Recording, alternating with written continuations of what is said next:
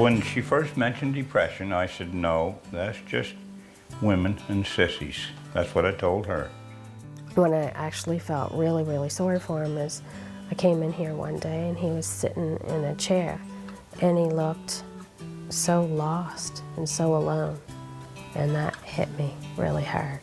Like I felt like I had actually lost my father. Symptoms of depression, sadness, lack of interest, withdrawal from things that you normally enjoyed are not a normal part of aging. It is a medical condition that needs to be addressed and hopefully treated.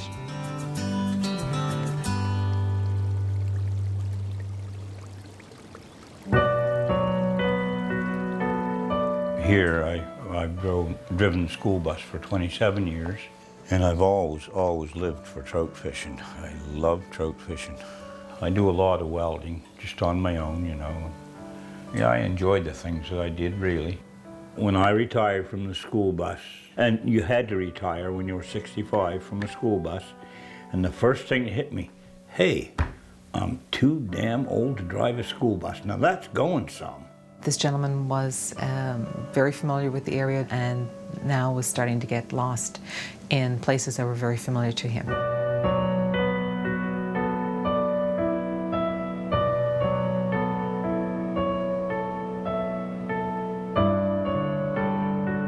As we get older, a lot of times when we're forgetting things, we may worry about them a little more because of the risk of dementia, Alzheimer's disease being the most common.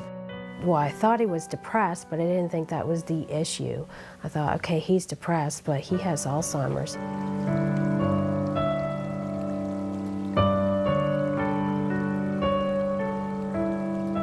It was a gradual thing.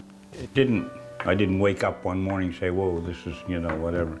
No, it was gradual and probably strung out over a fair amount of time, too.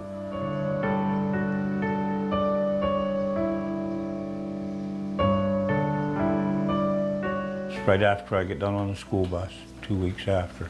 And I had that prostate cancer. That took the wind out of my sails, pretty much. Yeah, and then I had a stent put in my heart. And we lost our grandson. He was caught under a car, killed him.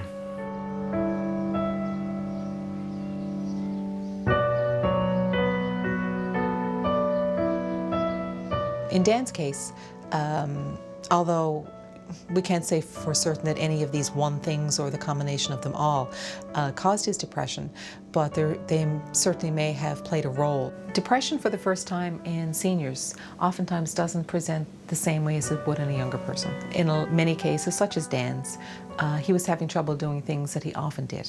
And these are some of the things that we look for when screening somebody for depression. I had this depression that took fishing and hunting and everything else, it seemed, that I had any interest in before. It just ruined it, you know. As far as his interests, like his character, what he was interested in, that just died. Yeah. Yeah. So he became a negative being, which was really sad.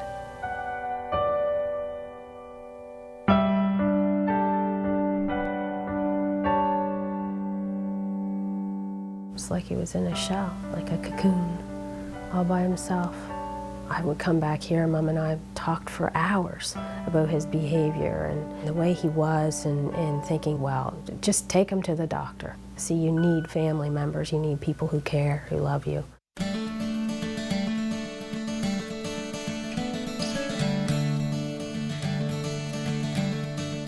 And, you know, the fact that you came and you sought help was the most important thing you could do, and including your family.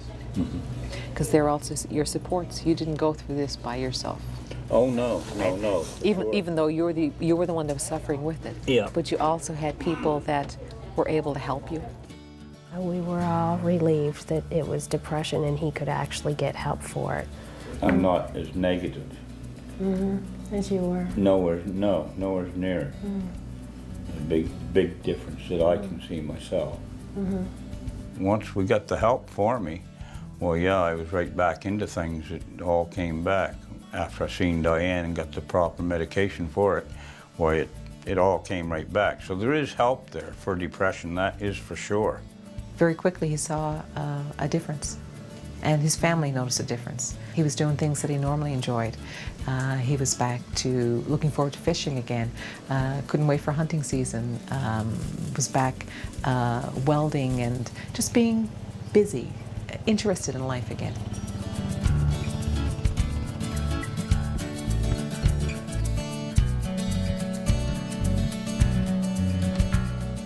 Well, there is cure and there is hope, and don't give up and stick together as a family, and you'll get through it.